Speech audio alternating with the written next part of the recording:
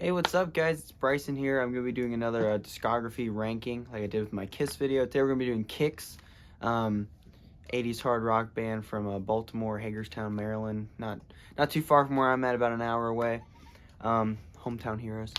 They got a shorter discography than, KISS, of course, or other bands that I will probably be doing videos on here soon. But with their, 7 albums, they made a career of just awesome music. Before we get into it, I did not know it was kind of like a thing to hate KIX until I got on social media and stuff. Everyone from where I'm at just loves them, eats them up, and I have a good understanding why. But online people tear them alive. And I'm here to say KIX is not hair metal. Anyone who says that, live in your delusion, of course. But KIX is not hair metal. Just because Steve wore eyeliner and 1 or 2 music videos does not mean they're hair metal. It does not. They're not even close. Like, they sound more like AC/DC than they do like Bon Jovi. It's, or Poison, or, those other terrible bands that can't do anything right, But KIX is just like hard rock, AC/DC, Aerosmith, hard rock, And they did it amazing. I think they're one of the best bands of the 80s. Easily one of my favorite concerts I've ever seen. I saw them 5 times. I was at their last show.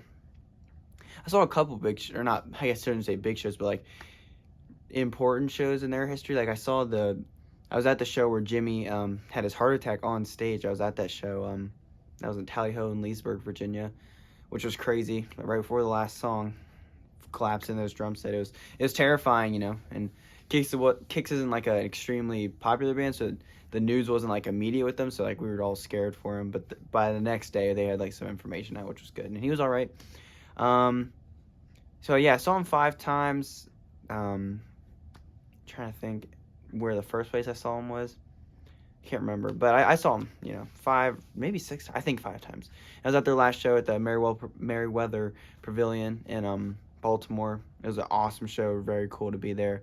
That was the only time I ever got to see him with Ronnie on stage, because Ronnie had gotten fired or let go like right before I saw them the first time. They had this guy named Bob Pierre, I don't know how to say his last name. Great, great guy. Yeah, I didn't get to see him with Ronnie, except for that last show. He did, I would say, about like maybe a little less than half of the show with them, which was awesome. It was a very cool show. And then Brad Divins came out and did a couple cool kid songs with them, because of course Ronnie wasn't there for that album, so he played the lead guitar on that album. Of course, he was of Wrathchild America fame. Souls at Zero, if you like them after the name change. I'm not a fan. I like the first 2 Wrathchild albums. The first one, Climbing the Walls, is amazing, We're getting into more Hometown Hero stuff, so I'll start running my mouth. We're here to rank some albums. So hopefully you're watching this, you are a KIX fan, I'm hoping people aren't clicking on this, just rage like, oh, KIX sucks, hair metal sucks. KIX is not hair metal. Guns N' Roses is not hair metal either. Just keep that in mind. All right. So I'm going to do, worst, not worst, but least favorite to favorite, And KIX, like 7 albums, it's not a gigantic inventory of albums, but I don't hate any of their albums, especially the one I'm putting in last place. Like I still very much, I don't very much enjoy it, but I think it's still listenable, more so than like on my KISS video, Crazy Nights. So I put that as my last one. That one's unlistenable. This one's my least favorite, but it's still listenable. I actually don't own this on anything, but it's Rock Your Face Off from 2016, I believe. This album I feel like could have been better. I can't stand the guitar tone. It's a big thing for me, being a guitar player now. I'm sure other guys can relate, but if an album's got terrible guitar tone, it kind of brings it down for me. Kind of like Alice Cooper's Road. I think the guitar tone on that is better than this KIX album, but it's like, got that like modern, it's like, I like that, how do I describe it? Like classic kind of like amp hum thing going through modern production. It just doesn't sound as cool as it used to. Sounds, I don't want to say dated, because it's being modernly recorded, but it's got that going on. So I don't love the guitar tone. The songs just aren't that great too. I don't think they're bad. I don't think there's a single KIX song like I hate, like I cannot listen to it, which is good. I love when bands are like that. There's very few bands I can say that about. But I'm gonna say my least favorite song is Dirty Girls. It's kind of just like blow my fuse, Dirty Boys, yeah. is just like kind of like I feel like kind of like a grab song, which no diss to the guys for writing it. And I'd say my favorite is "Love Me with Your Top Down." They did that live all the time. I think it's a cool song. Number 6. Now I can actually show things. Cool. We got Cool Kids at number 6. This was 82, 83. I'm not great with my years. This was KIX. I don't want to say trying to be new wave because it was all Atlantic's pushing.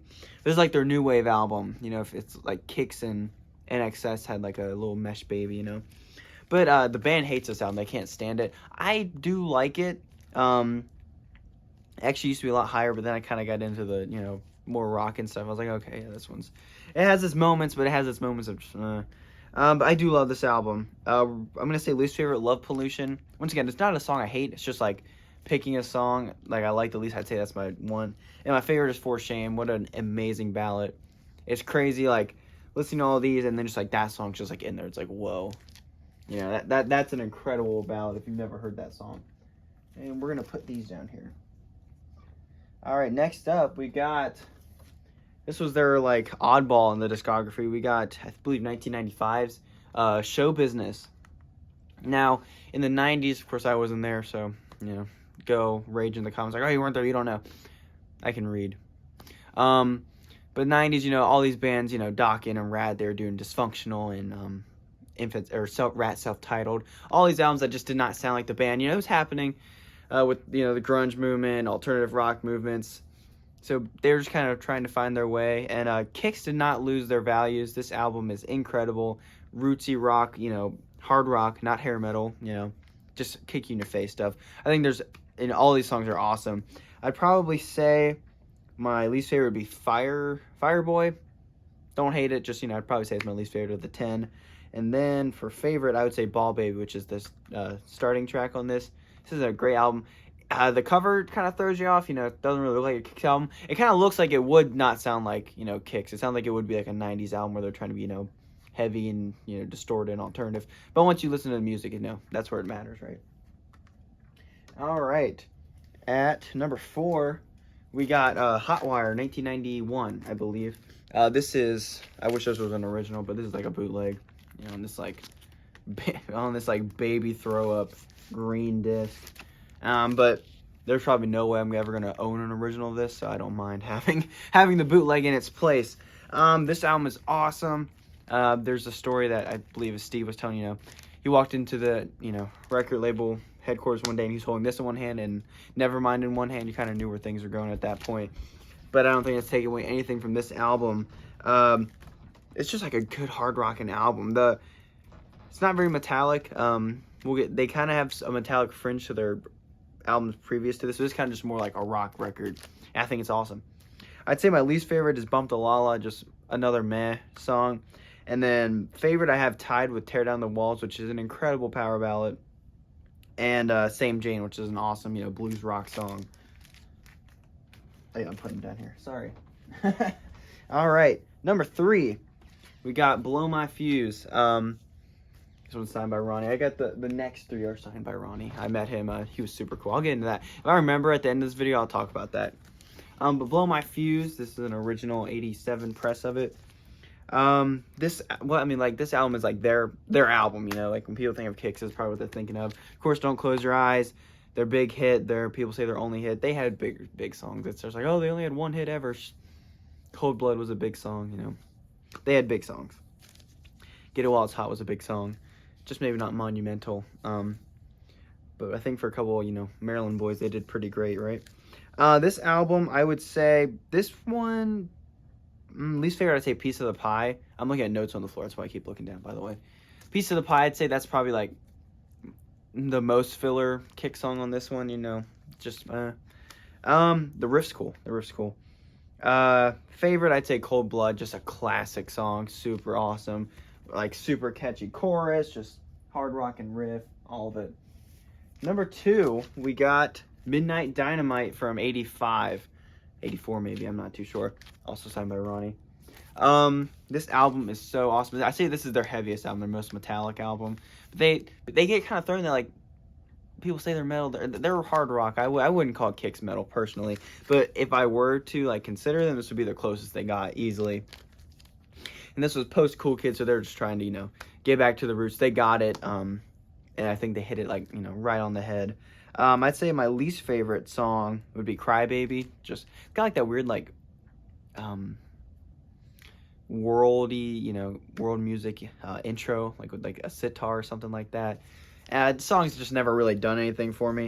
And then my favorite is Walking Away, which is so awesome, amazing song. Even, you know, as it's a very 80s song with the keyboard and the descending notes on the keyboard. But they did do the second half, like when it kicks in at the last show. It was called KIX Walking Away, the final show. So I was like, they got to do the song. They only did half of it. Wish they would have done the whole thing because I absolutely adore that song. And at number 1, the first KIX album, KIX self-titled.